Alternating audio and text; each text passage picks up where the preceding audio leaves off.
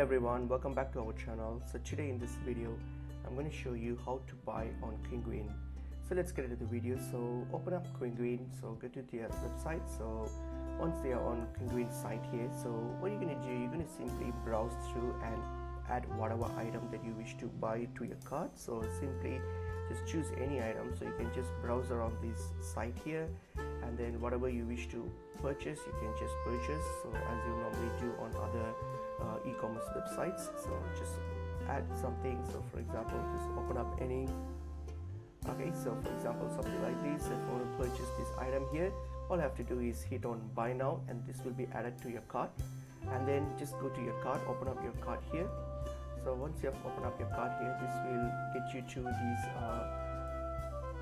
this checkout page here. So now just check, you can just confirm here the item that you're going to buy. So just check the price, quantity and everything, and once that's done, and then you can choose your payment method. So however you want to make this payment, so you have a couple of options here based on your location and everything.